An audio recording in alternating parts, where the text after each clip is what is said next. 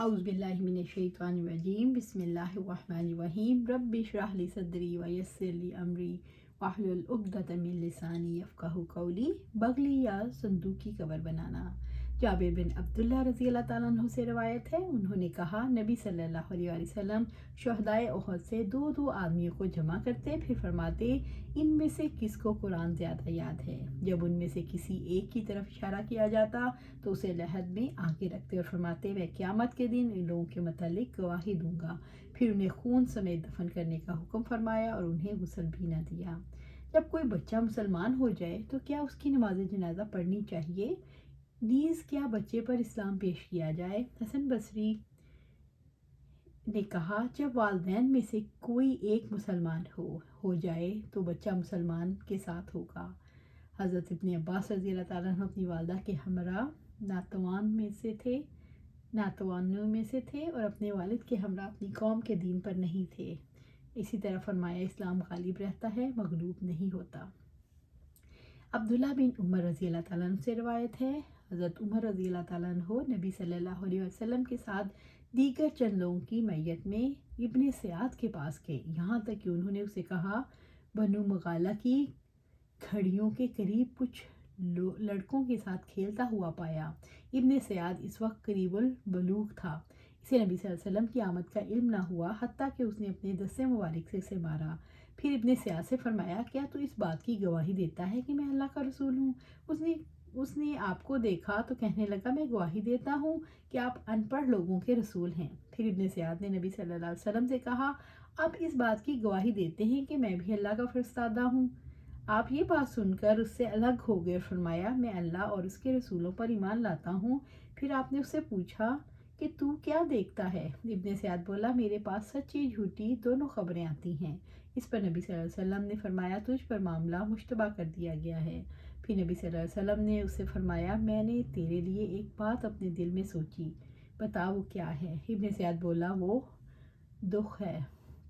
آپ نے فرمایا تو دفع ہو جا، اپنی بساط سے کبھی آگے نہیں بڑھ سکے گا۔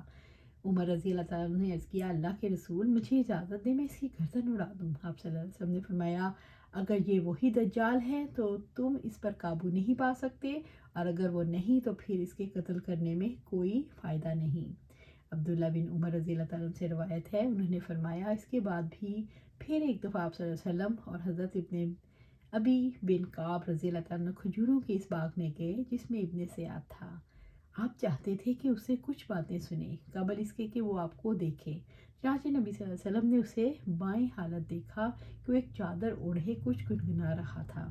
آپ کھجور کے درختوں کی آڑ میں چڑھ رہے۔ ابن سیاد کی ماں نے آپ صلی اللہ علیہ وسلم کو دیکھ لیا اور اسے آواز دی اے صاف، اے ابن سیاد کا نام ہے، یہ محمد صلی اللہ علیہ وسلم آ گئے ہیں۔ یہ سن کر ابن سیاد اٹھ بیٹھا۔ آپ صلی اللہ علیہ وسلم نے فرمایا اگر وہ عورت اسے اس حال پر چھوڑ دیتی تو اپنا معاملہ کچھ واضح کر دیتا۔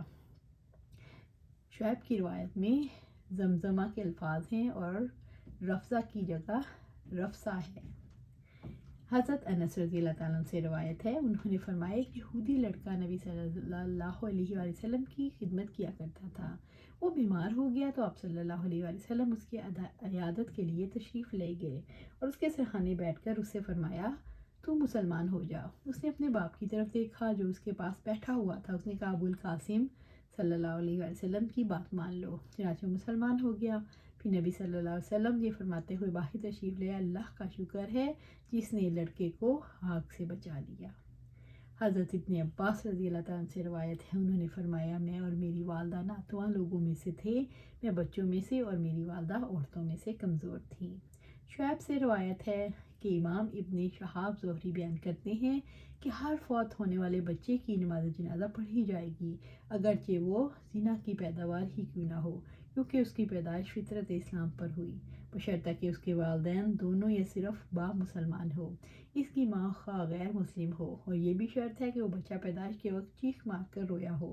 اگر اس نے پیدائش کے بعد وقت چیخ نہیں ماری تو ناتمام بچہ ہے، اس لیے اس کی نماز جنازہ نہیں ادا کی جائے گی، کیونکہ ابو ہریرہ رضی اللہ تعالیٰ عنہ بیان کرتے ہیں کہ نبی صلی اللہ علیہ وسلم نے فرمایا ہر بچہ اسلام پر فطرت پر پیدا ہوتا ہے، اس کے ماں باپ اسے یہودی، نصرانی یا مجوسی بنا لیتے ہیں، جیسا کہ جانور صحیح سالم اس والا بچہ جنتا ہے۔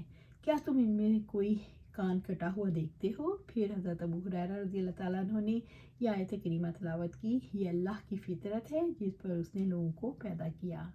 ابو ہریرہ رضی اللہ تعالیٰ عنہ سے روایت ہے، انہوں نے کہا آپ صلی اللہ علیہ وسلم نے فرمایا ہر بچہ فطرت اسلام ہی پر پیدا ہوتا ہے، پھر اس کے والدین اسے یہودی، نصرانی یا مجوسی بنا لیتے ہیں۔ جس طرح کوئی جانور بچہ جنم دیتا ہے، کیا تم نے ان میں کوئی کان کٹا ہوا پاتے ہو؟ پھر ابو ہریرہ رضی اللہ عنہ نے یہ آیت کریمہ پڑھی، یہ اللہ کی فطرت ہے جس پر اس نے لوگوں کو پیدا کیا، اللہ کے پیدا کرنے میں کوئی تبدیلی نہیں، یہی اللہ کا سیدھا دین ہے۔ ہمارے نزدیک ناتمام بچے کے متعلق نماز جنازہ کی شرائط محل نظر ہیں کہ اگر وہ پیدائش کے وقت چیخ مارے تو اس کی نماز جنازہ پڑھی جائے، بصورت دیگر نہ پڑھی جائے، کیونکہ جس روایت پر اس کا موقف کی بنیاد ہے وہ صحیح نہیں، جیسے کہ علامہ البانی رحمۃ اللہ علیہ نے اس کے متعلق تفصیل بیان کی ہے۔ حدیث میں ہے آپ صلی اللہ علیہ وسلم نے فرمایا ناتمام بچے کی نماز جنازہ پڑھی جائے گی۔ واضح رہے ناتمام سے مراد وہ بچہ ہے جس کے 4 ماہ مکمل ہو چکے ہوں، اس میں روح پھونک دی گئی ہو، پھر وفات پا جائے۔ اگر اس مدت سے پہلے ساقط ہو جائے تو اس کی نماز جنازہ نہیں پڑھی جائے گی، کیونکہ وہ اس صورت میں میت کہلا ہی نہیں سکتا۔ اللہ سبحانہ تعالیٰ سے دعا ہے جو ہم قرآن و حدیث میں پڑھتے ہیں اللہ سبحانہ تعالیٰ ہمارے دلوں میں اتار دے اور ہمارے اعمال میں، ہماری عملوں میں اس کا اظہار ہو۔ اللہ سبحانہ تعالیٰ ہمیں جنت الفردوس کے اعلیٰ مقام پر پہنچا دے، آمین یا رب العالمین۔